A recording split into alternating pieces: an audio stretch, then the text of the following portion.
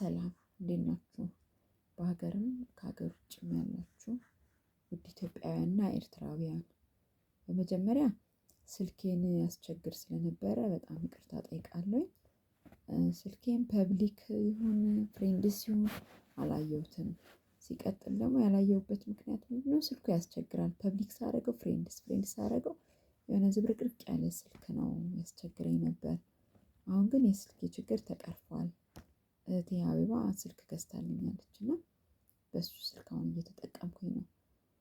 ሌላው ልነግራችሁ የምፈልገው ነገር ያው ጉዳዩ በሴቶችና ህፃናት ተይዟል። ነገር ግን ገና ነው።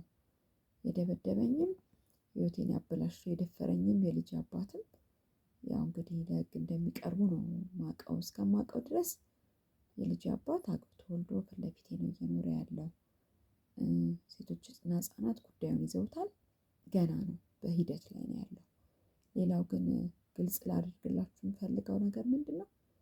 ከዚህ ከወራት በፊት ደብድቦኝ የነበረው ሰው ወይንም ወንድሜ ያው እነሱ አንድ ነው፣ ቼናቸው አንድ ነው። ግን ምንድነው አባቴ በሽማግሌ እንዲወጣ ነው ያደረገው። ምክንያቱም አንቺም የኔ ቤት ነው የምትኖሪው፣ እሱም የኔ ቤት ነው የሚኖረው። ስለዚህ በቃ ግዴታ መውጣት አለበት በሚል ያው በግዴታ እንዲወጣ ያደረጉት ሁለት ሽማግሌዎች አድርገው ጠዋት ከቤቴ ሳልወጣ ይዘውኝ ሄደው ነው። ነገር ግን እኔ ምንድነው ያልኩት? እንዲወጣ ነው የፈለጋችሁት፣ የፈረምኩት እንዲወጣ ነው። የክስ ሂደቱ ግን ይቀጥላል ያልኩት። መርማሪም ምንድነው የጤንነቴን ሁኔታ ከግምት ውስጥ አስገብቶ የፎቶ ማስረጃዎችን ሰብስቦ ለህግ እንደሚቀርብ፣ ፍርድ ቤት እንደሚቀርብ ነበር የነገረኝ። ነገር ግን አላቀረቡትም። ሌላው ላሳውቃችሁ የምፈልገው ነገር ምንድነው? የኔም የልጄም ህይወት አደጋ ላይ ነው። አሁንም አለ፣ ዛቻው አለ፣ ማስፈራራቱ አለ፣ እንገላለን አለ። ወይ እሷን እንገላለን ወይ ልጁን እንገላለን። ከሁለት አንዱ መሞት አለባቸው። ከሁለት አንዱ ካልሞቱ ሰላም አይኖርም። ሁለት አንዱ መሞት አለባቸው እያሉ ነው ያሉት። ለህግ አካል አሳውቄያለሁ፣ ለፖሊስ አሳውቄያለሁ። ነገር ግን ፖሊስ ጋር ያለው ነገር እኔ የኛ ሀገር ፍትህ እኔ እንዴት እንደሆነ አላውቅም። ብዙ ጊዜ ሴቶች ድብደባ፣ ዛቻ፣ ማስፈራራት፣ የተለያየ ጥቃት ይደርስባቸውና ወደ ፖሊስ ጣቢያ ሄደው ቃላቸውን ሲሰጡ ምንም አይፈጠርም፣ ምንም አያደርግም፣ ዝም ብለው እንዲኖሩ ነው የሚደረገው። ነገር ግን ህይወታቸውን ከተቀደሙ በኋላ ወይም በህይወት ከሌሉ ከሞቱ በኋላ ፍትህ ወደዛና ወደዚህ ብሎ መሯሯጥ ይጀመራል። እኔ በጣም በተደጋጋሚ እየተናገርኩ ነው። ይሄ ነገር ከልጅነቴ ጀምሮ ነው። ልጄ ላይ ጥቃት ሲደርስ የነበረው ከልጅነታችን ጀምሮ ነው። ልጄም እንደዚሁ ያው 26 አመት ጨርሶ 27ኛ አመቱ መጣ። 27 አመት ሙሉ ሲደበደብ፣ ሲቀጠቀጥ፣ ቃላት ሲያወጣ ዝም በል ሲባል ነው የኖረው እና አላውቅም ወዴት እየሄድን እንዳለ፣ ምን ማድረግ እንዳለብኝ የማውቀው ነገር የለም። ነገር ግን ይህን ለህግ አካል አሳውቄያለሁ። የተወሰደም እርምጃ የለም።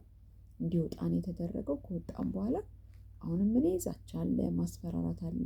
እንደውም አሁን የበለጠ ነገር ያለ ምንድነው? ወይ ልጁን እንገላለን ወይ እሷን እንገላለን ያለው። እናትና አባት ህይወቴ ላይ ምንም አይነት ነገር ማድረግ አይችሉም።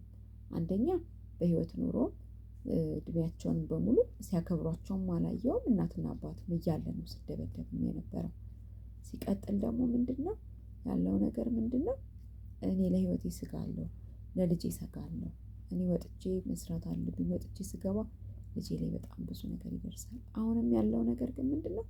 ወይ እሷን እንገላለን ወይ ልጁን እንገላለን። ስለዚህ ሙሉ እናትና አባትም ወንድሞቼም ያው ያገባውም ሁለቱም አግብተው ግቢ ውስጥ ነው የሚኖሩት ከነ ቤተሰቦቻቸው። ብዙ ናቸው እነሱ። አባትና እናትም ሳይድ የሚያደርጉት ወደ እነሱ ነው። ስለዚህ አሁንም የፍትህ ያለ እላለሁ። አሁንም የህግ አካላት ብታዩልኝ፣ ይህን ማህበራዊ ሚዲያ የምትጠቀሙ ሰዎች በሙሉ ለሚመለከተው አካላት ሼር፣ ኮፒ ሊንክ እንድታደርጉልኝ በእግዚአብሔር ፍቅር ጠይቃለሁ። ቪዲዮ ቀርጬ ለቅቄ ነበረ፣ አልገባኝም። አሁንም ቪዲዮውን ቆርጦ ነው ፌስቡክ ላይ እንትን ያለብኝ። ለምን እንደሆነ ግን አልገባኝም። እስቲ አሁንም በተቻለ መጠን ነገሮችን ለማስተካከል ጥረት አደርጋለሁ። እባካችሁን ከጎኔ ሁኑ። እኔ መሞት አልፈልግም።